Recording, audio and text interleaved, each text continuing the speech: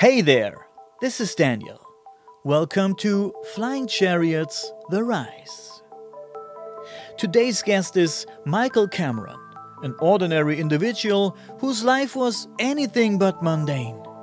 From his early years in a strict Roman Catholic Irish community in 1970s East End London, he was exposed to a world that disallowed the existence of the paranormal. Yet, fate had other plans for him as he found himself entangled in the extraordinary.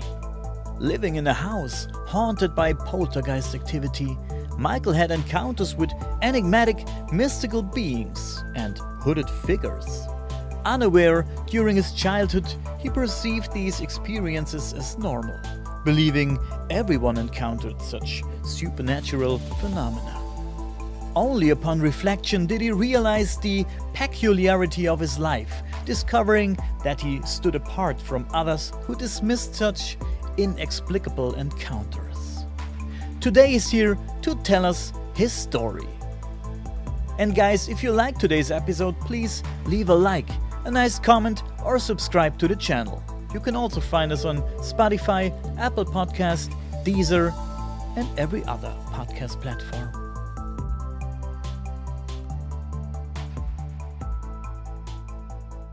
Okay, let's start, Michael. Your book, A Lifetime of Alien and Paranormal Encounters, was warmly suggested to me by the esteemed publisher Philip Mantle, and a big shout out goes out to Philip Mantle from Flying Disc Press. And folks, if you're looking for great books on the subject of UFOs and the paranormal, visit flyingdiscpress.blogspot.com for the latest news when it comes to the world of the incredible and unbelievable. And for you merch lovers out there, please visit shop.flyingdiscpress.com and get yourself a nice hoodie or a shirt maybe, or a bag where you can put in all these awesome books you just bought there. So, Michael, the title of your book, of course, made me very curious, and that's why I contacted you and asked for an interview, of course. I downloaded your book as an audiobook and I enjoyed listening to it a lot, though I'm not completely through yet, as I told you before. But you've experienced some very, very exciting things in your life, and very scary things in your life too. In your book, you write about poltergeist activities, about hooded figures. You had, and that's interesting. You had missing time experiences and so much more. But before we get into all that, why don't you tell us a little bit more about yourself at first? Hi, I'm Michael Kameron, and I was born in London, England, in the East End of London. I actually was bang in the middle of the city of London and the Tower of London, where the Queen was at the time when she was alive. So if you walked one way, it was either 10 minutes, depending on how fast you walked to each one. But I grew up actually in a school, a Roman Catholic schoolhouse, in the school grounds. My dad was the school keeper, so he looked after the school. It was a junior school, and me and my brother Sean, who's mentioned in my book, we both attended that school. But my childhood home was actually owned by the Roman Catholic Church, so it was a school with nuns and priests. So I come from a strict Roman Catholic environment, growing up in the 1970s in London. This is basically where my journey into the high strangeness began. Yeah, and high strangeness is a good way to put it. It's very strange. If I remember right, when I first listened to your audiobook, it started with would you call it already the poltergeist activity? You told us the story about your grandmother and the rocking chair. Please explain. Yeah, when I was growing up, my dad at the time, he would tell me these stories, before I was born. The house that we lived in, it started to experience poltergeist activity, what we would know now as poltergeist activity. And this seemed to happen when my grandmother had passed, when she died. And there seemed to be strange activity occurring in the house. There was, for instance, in one of the rooms where she used to sit on a rocking chair, the rocking chair would move on its own. In the nighttime, you could hear it creaking, you know. But it was only basically when my parents and my two other brothers, who I mentioned in the book, Francis, and Kevin, um, you know, they were there as well, and Sean. But it only happened at night time when they went to bed. So my dad was often getting up out of the bed, running down the stairs, thinking there was somebody in the house. And he used to go to, you know, eventually he would search the house downstairs, search each room, and then he got to the room where my grandmother would be, you know, when she was alive, and he'd just listen outside the door, he said, and he could hear the chair rocking. And when he actually went into the room, the chair was moving, but then come to a standstill, like someone had just stepped out of it. Very scary. Are you telling me that the rocking chair stopped abruptly? Like, Yeah, as soon as he said as soon as he opened the door, it was moving, and then it suddenly come to a stop. And he said it's almost like somebody had been in it but got up out of it. wow. But normally there's still a little rocking motion, but it didn't. It just come to a complete stop. How did you guys handle this situation? I imagine this a very stressful situation for all of you guys. That didn't stop there because there was cold spots in different areas of the house, and also on the house that I grew up in, the wall, the walls there, they were solid. You know, if you banged them, you would just have a small thud sound. But in the night time, the walls running up, it was up basically where it was running up the staircase. So somebody was hitting the wall, but instead of having this thud, it actually used to echo like a big bang, bang, like that. And my dad again was up out of the bed and, you know, going down the stairs looking, but there was never no one there. And because we lived in a close knit Irish community, um, you know, they didn't really at first they didn't really say anything to anyone because you know, in those days you didn't really speak about it. I mean, we still don't speak about it now, you know, but in what I mean in the world. But eventually though they called in a priest from the church. My dad had a lot of friends in the Roman Catholic Church as well as in the Vatican and Rome. He knew a lot of high ranking people, and he called in somebody, and they basically went into each part of the house and blessed it, and then a little while after that it stopped. So did it stop Yeah. forever, for good, or? Well, that part of it stopped, yes. You know, eventually things started to take another turn. And normally, you know, this was seemed to be centered around myself and my brother, who's 2 years older than me, Sean. And that's when, you know, we started to have various things happen. I mean, I might add though, that when this poltergeist activity was happening, and that my brother Francis, I was told, was in one room laying in bed, and the big oak wardrobe was pushed over on top of him. Oh, wow. And luckily he wasn't hurt, but obviously he was in shock. And Kevin had experienced someone brushing past him on the stairs, and he actually tumbled down the stairs. So as a result of this, so he wasn't hurt. He landed at the bottom, but he wasn't hurt. But obviously he was, you know, shocked and frightened of having something brush past you that you can't see. I was about to ask that question because, of course, I heard it in the audiobook, but some of the listeners didn't. I was about to ask if there was physical altercation too. So if somebody got hurt or something. There's people who got like marks on their body and stuff like, or scratches.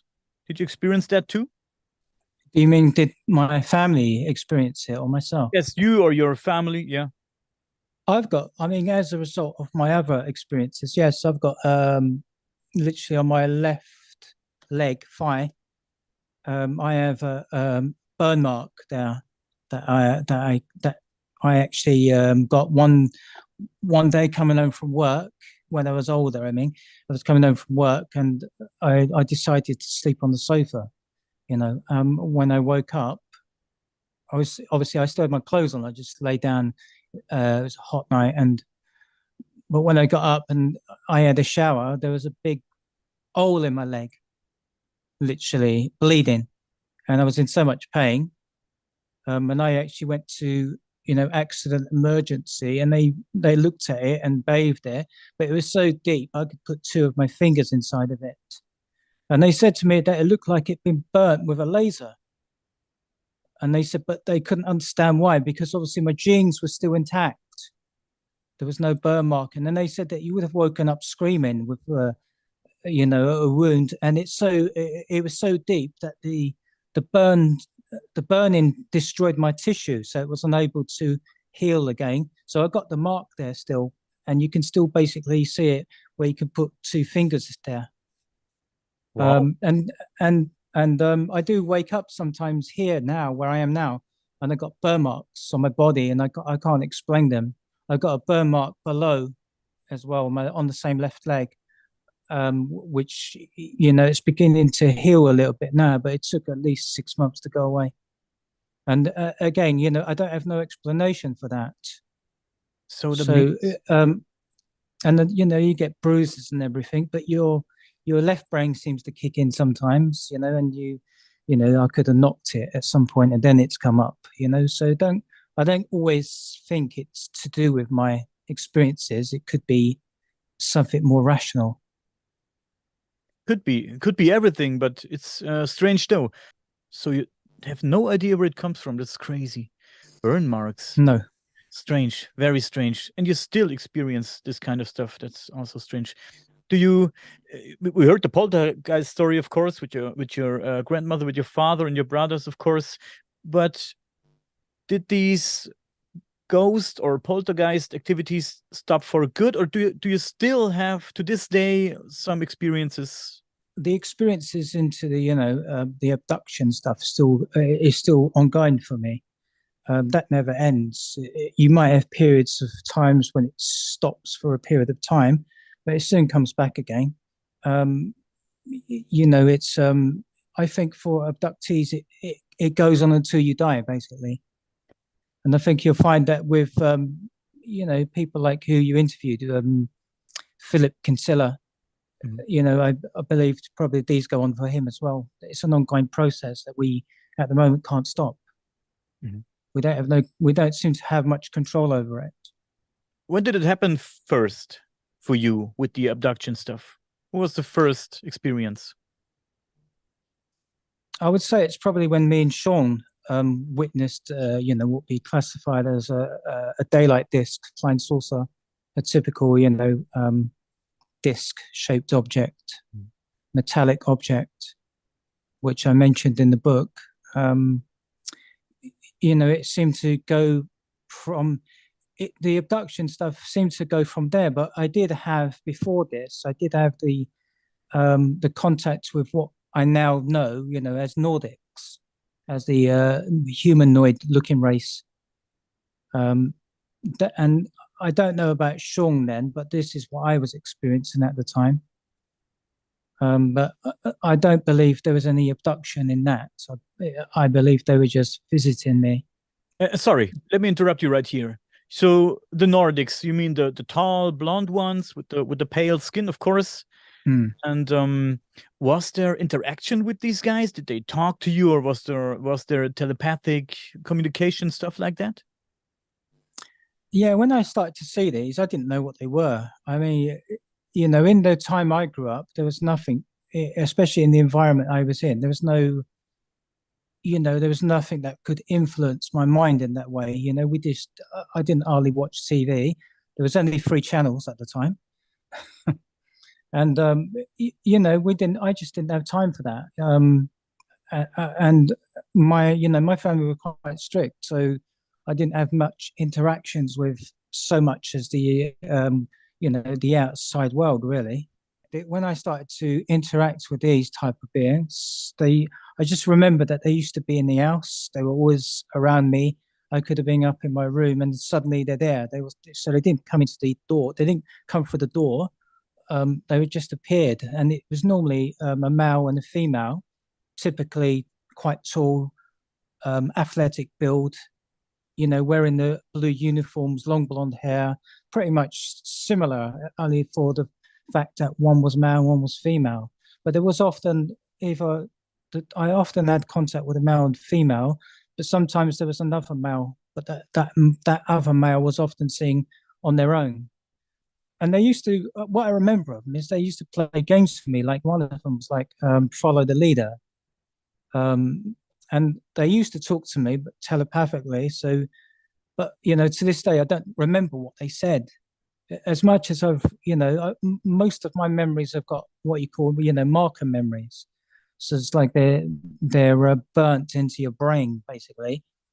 And so from that early age, from what I wrote in the book, is from my memories. So I'm able to write in quite a lot of detail about those experiences. But obviously there are parts of it that are missing, which I believe is, in the subconscious still. That's not it's not being released into my conscious mind yet.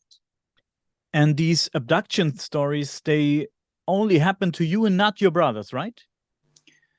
Well, Sean had interactions like me with certain things, but I don't know if he continued to have any experiences ongoing. I didn't have. At one time we were quite close when we were younger, but as the years gone on, we drifted apart. And as I explained in the book, I wasn't sure if that was a result of the experiences I was having and he was having. Much later on in life, I would talk about or try to understand them, but my other brothers, they don't want to know. They don't want to know. They don't want to talk about it. Yes. And you also stated in the book that one of your brothers or both maybe got a little bit angry at you because they said it's your fault, all that happens.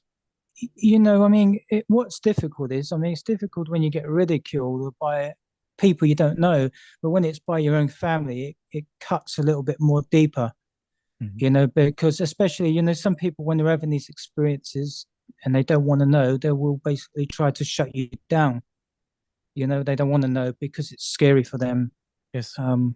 So over a period of time, I did have that from my brothers, the teasing, and when I was younger, when I was a child and teenager, that continued a little bit. So you don't even mention it to them. In the introduction of your book, one can read, and I will read it out here for the listeners. Michael Kameron was just an ordinary person who experienced both sides of the paranormal, from alien abductions to encountering strange mystical beings, and so on and so on. So you're calling alien encounters also paranormal, right? We see that there's a link between the two. So in a lot of the communities now that we're in, we often see that there seems to be some sort of link between the paranormal and the alien phenomena. It seems to go hand in hand. Yes, I think so too, by the way. And looking back now, I'm 43 years old now, and when I was just a little boy, 9 or 10 years old, I don't remember. I had a, let's call it, paranormal encounter in my room too back then. And Sure. the same time it happened, there was a kind of blue light shining through the window. And some people later told me that, yeah, it's all connected and there could be a UFO involved and stuff like that. I find it very interesting. I find the idea very interesting. Yeah, that all could be, connected to each other. But because I think, sorry. Sorry. I was going to say that I think over, in the earlier stages, I think we seem to have separated them at one time. It was the paranormal here, there was the UFO stuff there, then you got the cryptid things there, and like Bigfoot and Dogman, and like that. But now we can see, I suppose, through much deeper, more research, and maybe contacting through through social media. When we're in contact with different people that are having these experiences, we can see that that it's all linked in some way. It all fits together in some way. Right. We haven't got all the pieces to the puzzle, which is like a multi-dimensional puzzle. But I think we're getting there. It's slow, but we're beginning to understand much more about the phenomena. Right. Multidimensional is the keyword, I think. Yes, and you're absolutely right. Years ago, we separated cryptic encounters like Bigfoot or Dogman, as you stated already, Sure. and UFO and paranormal. They were all separated, but now people coming out and telling stories about Bigfoots getting in and out of UFOs, or orbs appear and then orbs disappear, and suddenly there's Bigfoot. Like you said, everything is connected. I think so too. It's a great thought, definitely. But let's go on with the alien encounters you had and maybe have. What other beings did you encounter throughout your story? I mean, most of the contact I've had with other beings are the greys, the typical greys. They're and from what I've discovered, it's that they run the abduction programs, and from what it appears to be to me anyway, through my research and speaking with other abductees, it begins as a child. So sometimes I get people when they're saying to me, well, they've experienced abduction by the greys as an adult, but that just tells me you've experienced it as a child, but you don't remember.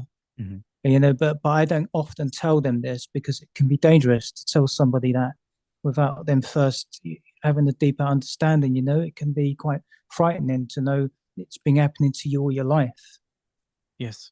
So there is that level of responsibility.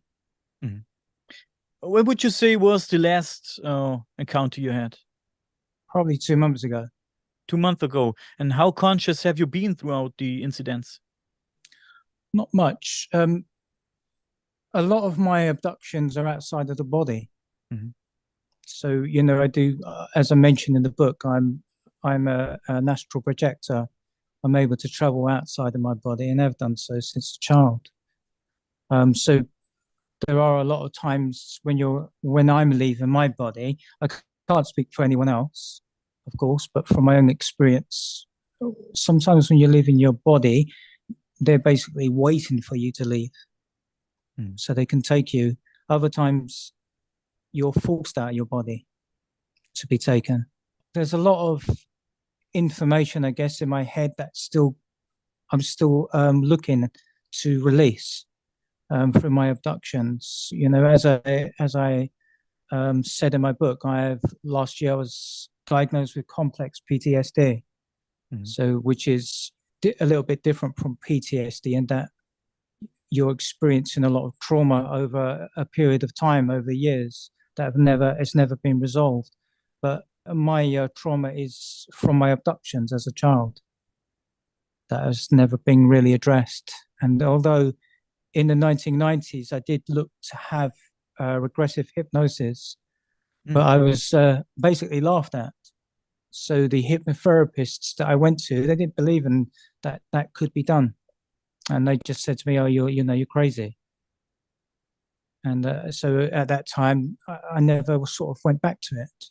Might be an odd question, and please don't mind me asking it, but in what state of mind are you now these days? I'm fine, but it's just that I have trauma, basically, in the sense of, I get a lot of flashbacks. I can't, even as an adult, I can't turn my light off. I have to have my light on.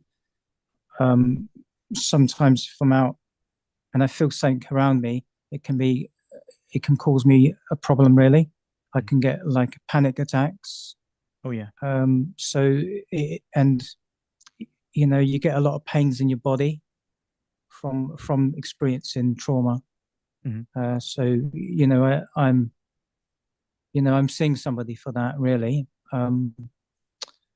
just to help me, really, when I'm experiencing this. It's difficult, and for a long time, it's always difficult as an abductee. It's difficult to talk to anyone about it. When I was growing up, there was no one around. There was no one I could talk to about it. So I was having these experiences. I didn't understand what they were. I didn't understand why I was having them. And there was just no one there.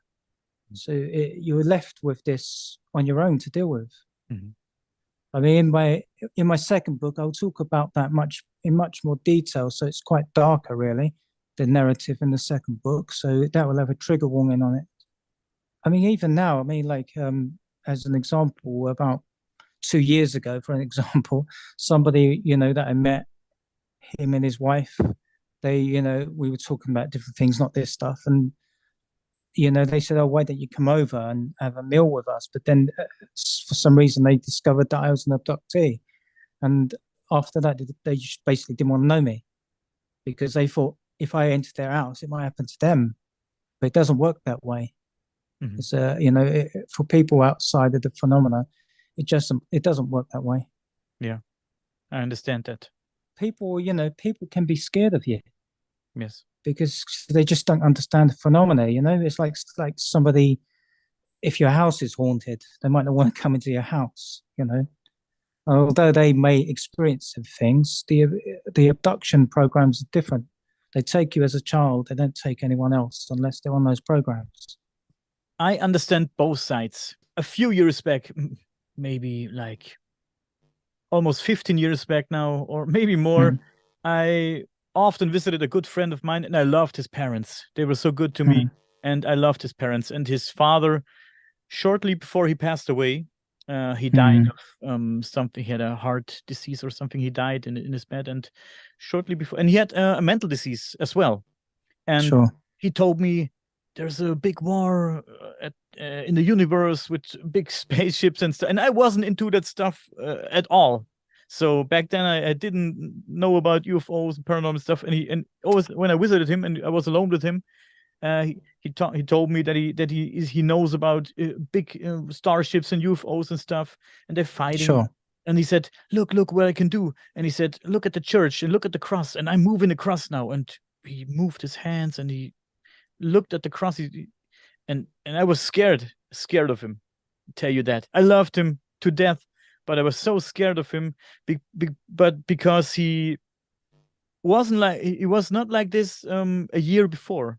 He turned sure. his mental disease or illness turned him into that, and I was so scared of him.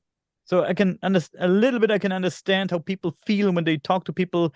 I have to say, like us, because I've seen a UFO too when I was 16. I saw a triangle-shaped UFO. I haven't had any encounters, as far as I know, Mm, but I've seen this UFO, and I had some paranormal activities going on. But every time I talk to people about it, looking at me like this. I don't know what to think about me after I told them my story. And some people tend to, yeah, better not talk to me anymore after that. So I can relate a little bit. But let's dive a little bit deeper into your story. You write about hooded figures, and I heard a lot of stories about these hooded figures. yeah, this particular encounter happened one night when I was basically left downstairs on my own, and my everyone had gone up to the bed. I was the last one there, and I remember grabbing a drink from out of the fridge. Some what we call like treetop orange juice that you dilute. It was quite popular back then when I was a child. And I had it in an orange beaker, and I was going up. I was turning all the lights off downstairs, and I thought I'd turn the light off on the stairs case, which I shouldn't have done at the time. And as I was going up the stairs and I turned the corner, I come face to face with a hooded figure. And, it had its head basically bowed down. So it had a long cloak on it, which was covering its, going right down. You couldn't see anything really. Um, and I was trying to get up the stairs, but this thing was blocking my path. And at first, I thought it was a monk, a ghost. But then at some point, I remember the beaker in my hand falling away from my hand because obviously I was frightened what it was. I just wanted to get up the stairs and then bang and close my door. But then when it raised its head slightly, I could see it had big black eyes. And again, at the time I didn't know what any of these things were. I just didn't know. I didn't have that knowledge. It vanished, and then I run up the stairs. So it's, I don't know to this day what it was, but was it a monk? Was it, or was it a grey disguised as a monk for whatever reason? I don't know, but I just know, it scared me the wits out of me. I was thinking I should have put the lights on, but I remember telling my parents about it. So, I mean, I did mention, we did mention things, me and Shong did, to our parents, but sometimes what I found odd about it, looking back, is that, a lot of the time they didn't react in a way you would think they would. It was almost like they knew that this stuff happened, or they'd sing it themselves. So their reactions to it was quite, in a way, bizarre. Wasn't normal, I guess. I'm trying to say. There was no communication between you and the hooded figure, right? No. No communication at all. So, but it was looking at you, right? And That's right. You locked eyes with each other, right? Yeah. What was your feeling when you locked eyes? I basically wanted to get out. I didn't want to be there, basically. I could have run down the stairs, but I didn't. I don't think at that time, when you're seeing these type of, whatever they are, creatures, ghosts, aliens, your mind doesn't work that way. What you would normally do is, I'd go the opposite way. You'd run down the stairs, but you don't think like that. Your mind sort of comes to a standstill. I guess you're trying to rationalize or understand what it is you're seeing. And obviously then you got the fear factor, the fight or flight syndrome. Your adrenaline's flooding your body and causing slight paralysis. But when it vanished, I just legged it up the stairs and run into my room, and I was hoping that it doesn't follow me. I'm sure you ask yourself the question a lot of times: why is this happening to me? And why was this shadow figure here? And do you have an idea why it was there? Was it a random encounter, or do you think it was here for a purpose? Yeah, that's a good question. I don't think I questioned a lot about it at one time. I thought I sort of considered it happened to a lot of people, because I didn't. My parents seemed to treat it like it was, like it was normal. They didn't really say, oh, what you would say. I didn't have anyone else to talk to about it, so I couldn't really, have any comparison. I couldn't see if anyone was having it or not. It's only like later on in the 90s, I guess, that I started to understand it more, try to find out, get answers. Even to this day, a lot of abductees don't understand why it's happening to them. They don't understand, what makes me different from another person that could be standing next to me, and I've having these experiences and they're not. But one of the things I'd like to point out to you, though, is that I don't consider myself, and I'm pretty sure a lot of authentic abductees, they don't consider themselves to be in any way, shape, or form special. We're not special. I mean, for me, this is a curse. I didn't ask for this. I don't remember asking to be taken away as a child or as a teenager or a young adult. I have not given my permission to anyone. And I know some people say in the new age community, so you've agreed to it. Well, I'm sadly that's not the case. I haven't, and I just find it a form of violation on my part.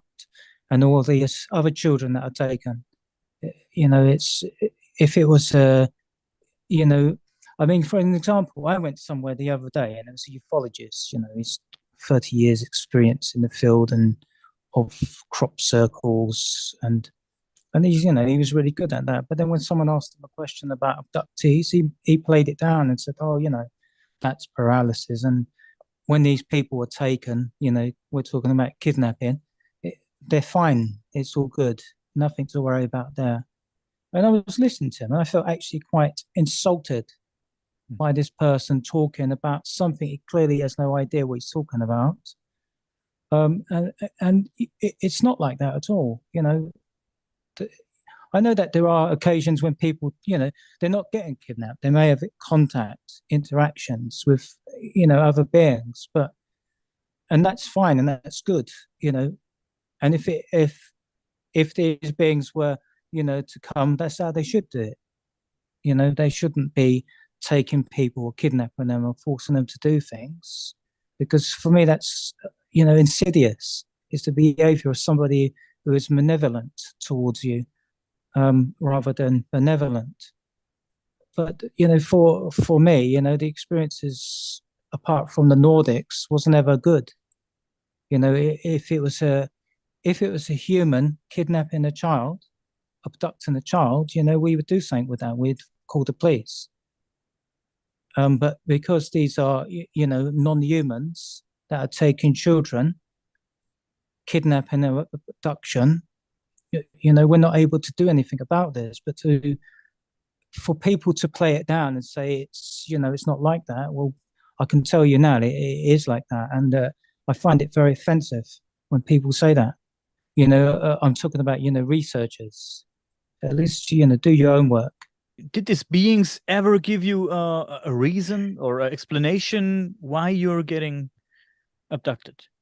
No, not for me. No, Never. I mean no. And if they have, I don't remember. So that's the only honest answer I can give you, really. Rather than say something that's that I don't really know. No, they didn't. No, I mean even now, you ask yourself the same question. Why me? Why? What in a way, what have I done to deserve that? Because my experiences were awful. They weren't nice, and with these beings, they just couldn't care less. Michael, can I ask you a private question? Are your parents still around? No. In my book, I say my dad died when I was 15, and then a little while later, my mum died of breast cancer. She was in a coma, and I was at work, and I come home, and my brother told me she's in hospital. We went up to the hospital when she was in a coma. The doctor said to come back, the following day. We got about a week with her, and she died on that night. So we never saw her again. But my family are all dead, really. I mean, my uncles, my aunts. I have my brothers, but I've not seen my brothers literally for about 15 years. Yeah, man. I'm so sorry, man. So because we're my two brothers, like Francis and Kevin, they're a lot older than me and Sean. When we were still young, they were already going out and socializing. They'd already left school, working, and so. But as the years have gone on, I don't really have contact with them. I've obviously in my book, I had a chance to speak to Sean over the phone, and I asked him then. You see, I took the opportunity to ask him about those experiences that we had, and he still remembered them. So and I did ask him if I could mention him in my book, and he says yes. So, but we just we're not close, really. It's and that's a shame, but it's I've struggled with that over the years about family. Having family. I'm the youngest out of my family and my brothers, but it's just not to be. And I beat myself up over it for a long time. But then, but now I've found peace with myself. And I don't wish any, we don't get on, but I don't wish any badness towards them. I wish them well, and we're just different. That's all. Yeah, different people. That's a good thing that you found peace with yourself. I can relate a little bit. I'm 43 now, and I left my family when I was 17. We're in big fights, and it just didn't work anymore. And now I'm, longer gone than I was there, so to speak. And it's not always a good feeling, but I also found peace, or made peace with myself. And now it's good the way it is. But like I said, I can relate a little bit, and I'm very sorry for your loss with your mother and stuff. But that's what my question was: if they ever heard your full story, like everything that happened. I think that never happened, right? Probably, yeah. I mean, it's difficult. I mean, my mum knew that I was sensitive to various energies. She knew that, and as I mentioned in the book, my parents did have paranormal experiences. but they didn't often talk about them. Every now and again, my dad would say something to me, off the cuff, so to speak. And you think, where did that come from? But my dad wasn't somebody to, make up tales. He was very he's very down to earth. And if he said something, it was, there was something in it. He wasn't one to, fantasize and make up stories just for the sake of it. He just wasn't like that. Mhm. And my mum, as I said, that, I believe she was an abductee, but she never really spoke about it. I think partly because she didn't understand it, partly because she was afraid of what people might think in the communities. My dad was very respected in the community where he was. He wasn't just a schoolkeeper, he was a union man, so he fought for the workers. He was very involved with the church. He helped so many kids from the school. He was basically their football coach. So he did a lot of other things that normally wouldn't come with that type of job. So I guess he wouldn't speak about things like that. It's a great story, but it's a sad story also, and it's so interesting what happened to you. Although, like I said, it's sad, and all these experiences weren't good. In fact, they were pretty bad for you. Let's talk about these. You talked about missing time experiences, and I think you talked also about the Oz factor. Well, the Oz factor, coined by Jenny Randalls, the British author and investigative journalist who was again part of Bufora, which, is similar to Mufora in America. Yeah, there was times, when me and Sean saw the disc-shaped object in the school grounds. We had missing time then, we went into an altered state, I guess, of consciousness where the immediate environment changes. So there's hardly any sounds, and you tend to go into just a trance state, like you're frozen to the spot. And one minute, for us, the ship was there, and the next minute it was gone in a what looked to be a short space of time, but wasn't. So, and again, with the encounter that I had in the book that I spoke about the tall white grey, when I started to write the book, and you're going through the various drafts of the book. Mm-hmm. So I done 5 drafts. A lot of people don't do that because I wanted to get it right, and obviously I'm learning my craft as a writer. Mm-hmm. And when you're writing a book like this, it's difficult because you're not telling other people's stories per se. You're talking about something that's quite deeply traumatizing, and it's when I was thinking about it and putting it down on paper or on a computer. I done both. I wrote on paper and on a computer. Oh. And when you're putting it down and you're thinking about it, you're reliving it again. So it's quite difficult. And there was a lot of tears come up in regards to it because it was quite difficult to process and see it on paper, so to speak. When I started it, I was going to have it as a much bigger book. But then I started to, as I went on, I thought to myself, I'd write it in volumes. So this particular book volume 1, is primarily about growing up in my childhood home in this area, in this location, as a child, and then as a teenager, and slightly as a young adult. But then when I do book 2, this continues on, because when I was having these experiences, I didn't think for the life of me it would follow me. So, so it continues, and I didn't realize that. Okay. When I thought it was something I was having there. I didn't realize this is a process that goes on in your life, and you're literally stuck with it for the rest of your life. Mm-hmm. Unless, of course, things change and we discover other information that maybe is going to be key to stopping these for abductees. Yeah. In the foreseeable future, maybe. I'm not holding, I'm not holding out for that, but it's good to have some sort of faith in that, in this process. But I so I decided to do the volumes. It was very therapeutic for me as well. There was a lot of things I was holding on to, in regards to my dad's death. I still carried that.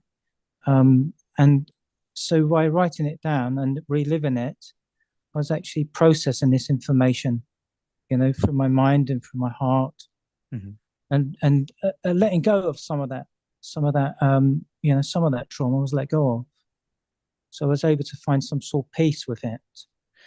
Writing as a therapy, that it's a good thing to write down your stuff. And I was a singer for many years, and I wrote my own lyrics, and I also put in a lot of stuff from my private life. I suffered from depressions many years back, and panic attacks and stuff like that, like really, really bad panic attacks. And yeah, the depressions were very, very hard also. Sure. It's many years back, and when I wrote my lyrics, I always put all my heart into these lyrics.